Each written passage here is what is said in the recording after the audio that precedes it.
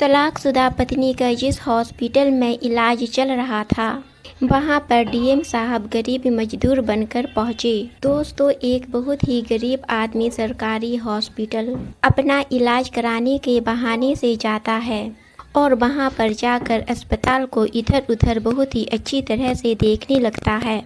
वहां पर जाने के बाद एक बहुत ही खूबसूरत महिला उसे बेड के ऊपर बहुत ही जख्मी हालत में दिखाई देती है। जैसे ही वह उस महिला को गौर से देखता है तो वह खूबसूरत महिला कोई और नहीं बल्कि उसी की पत्नी थी, जो कई सालों से उससे दूर रहा करती थी और उसकी पत्नी बहुत ही बुरी कंडीशन में थी।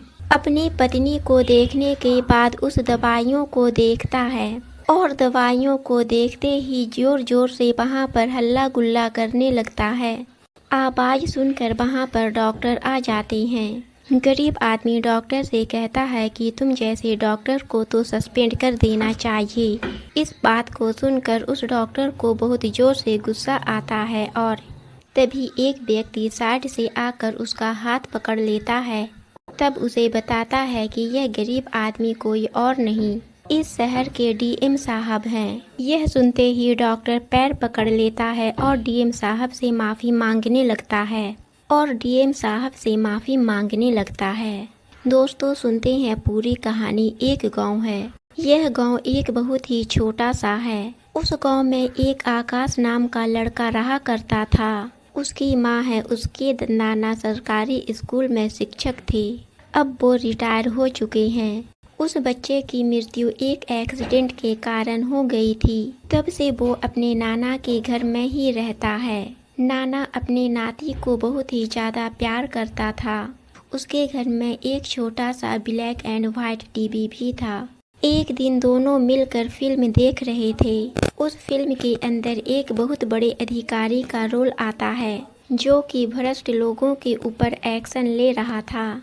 एकदम से अपने नाना से कहता है कि नाना, मैं बड़ा होकर इतना बड़ा अफसर बनूंगा जितना कि टीवी पर दिखा रहे हैं। उसकी इस बात को सुनकर नाना कहते हैं कि ठीक है बेटा, तू पढ़कर इतना बड़ा ही अफसर बन जाना। अब लड़के आकाश की स्कूल एजुकेशन कंप्लीट हो जाती है, लेकिन अचानक से ही एक दिन उसके नाना की मृत्यु हो जाती है। तभी एक दिन उसकी माँ कहती है, बेटा तूने पढ़ाई लिखाई बहुत कर ली, अब ऐसा कर कोई काम में मदद कर। तेरी पढ़ाई का सारा खर्च तेरे नाना उठाते थे। अब मेरे पास इतने पैसे कहाँ से आए कि मैं तुझे पढ़ाऊँ। आकाश एकदम से अपनी माँ से कहता है कि आप मेरे सपनों को चूर चूर क्यों करना चाहती हो। तभी उसकी माँ कहती है, बेटा कौन सा सपना और कैसा सपना। आकाश तब बताता है कि जब हम 5वीं कक्षा में पढ़ रहे थे तो हम और नाना एक फिल्म देख रहे थे। उसके बाद मैं नाना से कहा था कि मैं बड़ा होकर अफसर बनूंगा और आगे भी पढ़ाई को करना चाहता हूँ। उसके बाद उसकी माँ कहती है, बेटा मैं बहुत बूढ़ी हो चुकी हूँ, मुझसे घर के काम नहीं होते, मैं बाहर जाकर कोई काम नहीं कर पाऊंगी। आकाश कहता है, आप चाहती हैं कि मैं कुछ पैसे कमाऊं तो मैं कुछ बच्चों को ट्यूशन पढ़ाकर पैसे कमा लूँगा, जिससे कुछ आमदनी हो जाएगी। आपको सिर्फ मेरा साथ देना है, आप मेरा सपोर्ट करोगी, मैं बड़ा अफसर बन जाऊंगा। बेटे की इस बात को सुनकर माँ भी राजी हो जाती है और कहती है, ठीक है बेटा। आकाश गांव के ही बच्चों को ट्यूशन पढ़ाने लगता है। आकाश से पढ़ने वाले हर बच्चे अव्वल आने लगे। अब यह बात पूरे गांव में फैल जाती है। आकाश से जो भी पढ़ता है वह अव्वल आता है। अब दूसरे गांव में भी यह बात फैल जाती है। उसके बाद आकाश के पास और भी ज़्यादा बच्चे ट्यूशन पढ़ने के लिए आने लगते हैं। धीरे धीरे समय बीता। समय के साथ में अपनी ग्रेजुएट भी कंप्लीट कर रहा था। अब आकाश एक कोचिंग सेंटर खोल लेता है, जिसमें वो बच्चों को ट्यूशन पढ़ाया करता और उसने 4-5 टीचरों का स्टाफ भी रख लिया था। कोचिंग सेंटर को अपने टीचर संभाला करते थे। आकाश अपनी पढ़ाई पर फोकस करने लगा था। इस तरह से आकाश की ग्रेजुएशन का फाइनल ईयर हो जाता है।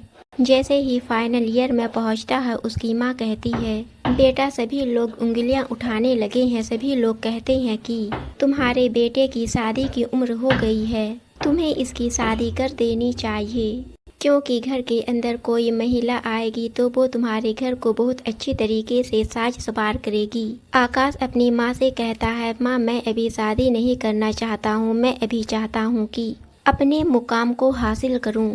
जो सपना मैंने देखा पहले अपने सपनों को पूरा करूँ, उसके बाद ही शादी करूँगा। मेरी शादी आप करवा दोगी तो मेरा सपना अधूरा रह जाएगा। आकाश की माँ कहती है कि बेटा ऐसा नहीं होगा, अगर तुम्हारी शादी हो जाएगी तो तुम्हारी पढ़ाई और भी आसान हो जाएगी। आकाश कहता है, माँ ऐसा कैसे होगा। आकाश की माँ उसे समझाती है, बेटा अगर तुम्हारी पत्नी आएगी तो मैं इतनी बूढ़ी हो चुकी हूँ, तुम जो घर के कामों में मेरा हाथ बटाते हो तो तुम केवल पढ़ाई पर ही ध्यान दोगे। इस बात को सुनकर आकाश भी इस बात को एग्री करता है, माँ से अपनी शादी के लिए हाँ कह देता है। उसकी माँ उसके लिए लड़की ढूंढती है और ढूंढते ढूंढते एक लड़की मिल जाती है, जिस लड़की का नाम पायल होता है। पायल को आकाश के लिए उसकी माँ पसंद कर लेती है। पायल और आकाश की शादी हो जाती है। पायल एक पढ़ी लिखी लड़की थी। उसके बाद पायल दुल्हन बनकर आकाश के घर आ जाती है। आकाश के घर को बहुत अच्छे से संभालने लगती है और धीरे धीरे ऐसे ही समय बीतता है। एक दिन पायल नौकरी करने के लिए जिद करने लगती है। अब यह बात जैसे ही आकाश को पता चलती है, आकाश उसे मना करता है और कहता है, घर के अंदर ही इतना सारा काम है, तुम उसे ही कर लो। अगर तुम्हें नौकरी करनी है तो मेरे कोचिंग सेंटर में पढ़ा लिया करो। पायल कहती है, मैं बाहर जाकर कमाना चाहती हूँ, तुम्हारा काम तो अभी चल रहा है। पायल नहीं मानती और अपने पति से जिद करने लगती है कि मुझे नौकरी करना है। आकाश की माँ कहती है, बेटा कोई बात नहीं, अगर तुम्हारी पत्नी नौकरी करना चाहती है तो उसे नौकरी कर लेने दो। आकाश पायल की नौकरी के लिए राजी हो जाता है। आकाश कहता है, ठीक है तुम नौकरी कर लो, लेकिन घर का सारा काम तुम्हें अच्छी तरह से करना होगा। पायल इस बात के लिए हाँ कर देती है और वह नौकरी के साथ साथ घर के सारे काम करती है। ऐसे ही समय बीतता है और पायल के स्वभाव में बदलाव आ जाता है। अब घर का काम नहीं करती थी, ऐसे ही नौकरी पर चली जाया करती थी। इस बात को जैसे ही आकाश देखता है उसे बहुत बुरा लगता है। अपनी पत्नी को समझाने की कोशिश करता है, पायल यह अच्छी बात नहीं है, मैंने तुम्हें पहले ही बोल दिया था, अगर तुम्हें नौकरी करना है तो घर का सारा काम करके जाना पड़ेगा। ज़्यादा पैसों की ज़रूरत नहीं है, जितना पैसों की ज़रूरत है उतना हमारी कोचिंग से आ जाता है। पायल आकाश से लड़ने लगती है और कहती है, बाहर जाकर काम करूं और तुम्हारा भी काम करूं। पायल का यह अंदाज आकाश को बहुत बुरा लगता है। पायल से कह देता है, अगर तुम्हें नौकरी करनी है तो घर का सारा काम करके जाना पड़ेगा, नहीं तो तुम्हें मैं नौकरी नहीं करने दूंगा। इस बात को सुनते ही पायल गुस्सा होकर अपने मायके चली जाती है। आकाश पढ़ाई में ध्यान देता है और ग्रेजुएशन कंप्लीट हो जाता है। एक दिन आकाश की माँ कहती है, बेटा कोई बात नहीं, घर के अंदर लड़ाई हो जाती है, तू जाकर बहू को ले आ। आकाश अपने ससुराल जाता है और पायल से कहता है, पायल तुम चलो अपने घर, ये अच्छी बात नहीं है, इस तरह रूठ कर बैठी रहोगी तो घर बिगड़ जाएगा। पायल आकाश की एक बात नहीं सुनती और उसके साथ जाने से मना कर देती है। आकाश अपने घर आता है और अपनी माँ से कहता है, पायल ने साफ साफ मना कर दिया है, वो मेरे साथ नहीं रहेगी। कुछ दिन बाद पायल के यहाँ से आकाश के पास तलाक के पेपर आते हैं। आकाश उन कागज को लेकर सीधा अपने ससुराल पहुँच जाता है। आकाश पायल से कहता है, तुम्हारी और मेरी शादी हो चुकी है, तुम भले ही तलाक लेना चाहती हो लेकिन मैं तुम्हें तलाक नहीं दूंगा। मैंने तुमसे शादी की है और तुम मेरी पत्नी हो, यह ख्याल अपने दिमाग से निकाल दो। अब आकाश यूपीएससी की तैयारी करने लगता है। 3 साल बाद उसका यूपीएससी क्लियर हो जाता है। यूपीएससी क्लियर होने के कुछ समय बाद डीएम बन जाता है। डीएम बनने के बाद एक जिले के अंदर उसकी पोस्टिंग हो जाती है। पायल को रूठे हुए 4 साल हो गए थे। इन 4 सालों में दोनों ने एक दूसरे से बात नहीं की थी। डीएम बनने के बाद आकाश उस जगह का अच्छे से कारोबार संभालता है, बहुत ईमानदारी से काम किया करता है। एक सरकारी अस्पताल से शिकायत आती है और बताया जा रहा था कि अस्पताल के अंदर न तो अच्छे से दवाई दी जाती है और ना ही अच्छे से इलाज किया जाता है।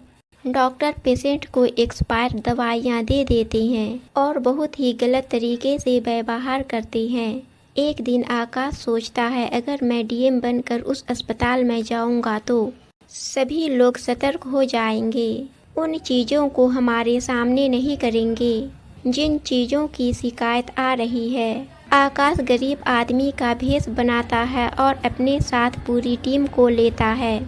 उसमें से कुछ कैमरामैन थे, कुछ बॉडीगार्ड थे, उनको भी सादा कपड़े पहना देता है। सादा कपड़े पहनकर हॉस्पिटल में पहुंच जाता है, फिर सारी टीम को अंदर भेज देता है। उसके बाद एक गरीब आदमी का भेष बनाकर, गमछा बांधकर और गंदे कपड़े पहनकर अस्पताल के अंदर जाता है और वहाँ ऐसे ही इधर उधर घूमने लगता है। वह देखता है डॉक्टर पेशेंट के साथ बहुत ही बुरा व्यवहार कर रहे हैं। उसे एक महिला एक बिस्तर पर लेटी हुई दिखाई दी।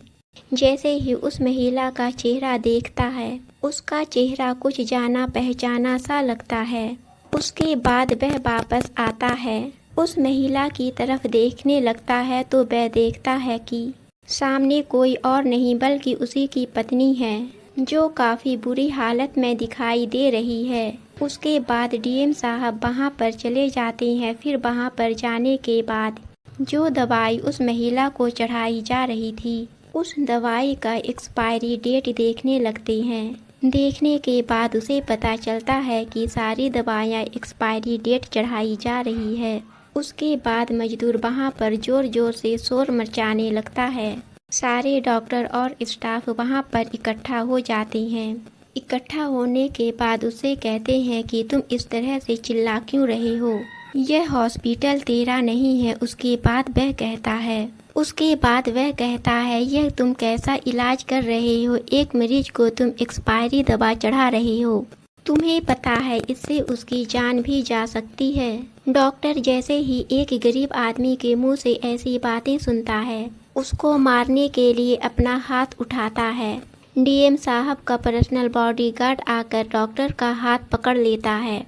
डीएम साहब एक जोरदार चाटा डॉक्टर पर जड़ देते हैं। यह देखकर सारे डॉक्टर इकट्ठा हो जाते हैं। डीएम साहब अपना आई कार्ड निकालकर उस डॉक्टर को दिखा देता है, इस जिले का डीएम हूँ और तुम लोग यहाँ पर बहुत ही गलत काम कर रहे हो, तुम सभी को सस्पेंड किया जाएगा। और पूरी वीडियो फोटोग्राफी इस अस्पताल की बन चुकी है। वहाँ पर जो उसकी टीम थी वह सारे सबूत को इकट्ठा करती है। पूरे अस्पताल की वीडियोग्राफी उसने पहले बना ली थी।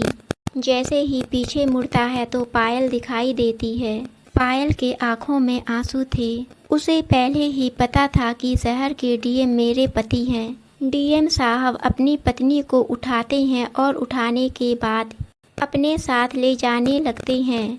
पायल हाथ जोड़कर आकाश से माफ़ी मांगने लगती है। आकाश मुझे माफ़ कर दो, मुझसे बहुत बड़ी गलती हो गई। आकाश कहता है माफ़ी मांगने का टाइम नहीं है, तुम्हारी जान बचाना है, इसके बाद मैं तुमसे बात करूँगा। डीएम साहब अपनी पत्नी को दूसरे अस्पताल लेकर चले जाते हैं। पायल का इलाज चलता है। उसके बाद उसकी हालत में धीरे धीरे सुधार होने लगता है।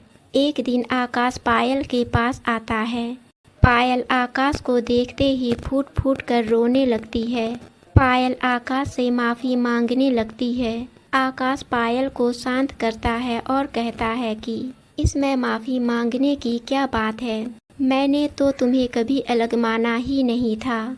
मैं उसी दिन से तुम्हें अपनी पत्नी माना था। मैंने तुमसे बोल दिया था जिंदगी में शादी एक बार होती है और मैं तुम्हें तलाक नहीं देने वाला हूँ। आकाश पूछता है तुम हॉस्पिटल में इतनी बुरी हालत में कैसे और क्या हुआ था। पायल अपनी कहानी सुनाती है। जब मेरा और तुम्हारा तलाक हो गया था तो मैं अपने मायके में रहने लगी थी और वहाँ पर अपने स्कूल में पढ़ाने जाया करती थी। तुम्हारी उन बातों को सुनकर मैंने तलाक लेने का फैसला अपने मन से निकाल दिया। एक दिन अचानक पिताजी की तबीयत खराब हो जाती है। मैं उन्हें अस्पताल लेकर जाती हूँ। धीरे धीरे उनकी तबीयत और भी ज़्यादा बिगड़ने लगती है और उनकी मौत हो जाती है। इस दौरान मैं स्कूल में ड्यूटी करने के लिए नहीं जा पाती हूँ। नहीं जाने के कारण स्कूल वाले मुझे ड्यूटी से निकाल दिया था। कुछ दिनों बाद मेरी भी तबीयत खराब हो जाती है। मैं हॉस्पिटल जाती हूँ। इसके बाद मेरी तबीयत और भी ज़्यादा खराब होने लगती है। इस बात को कहते हुए पायल रो रही थी। आकाश उसे चुप करता है। उसके बाद आकाश अपनी पत्नी को लेकर अपने घर आ जाता है। आकाश की माँ देखकर बहुत ज़्यादा खुश हो जाती है और कहती है, बेटा, घर में मनमुटाव पति पत्नी के बीच हो ही जाता है, लेकिन इससे घर नहीं छोड़ा करते। उस दिन से आकाश और पायल की ज़िंदगी की फिर से एक नई शुरुआत होती है। दोस्तों, आपको कहानी पसंद आई तो हमारे चैनल को सब्सक्राइब और वीडियो को लाइक ज़रूर कीजिए।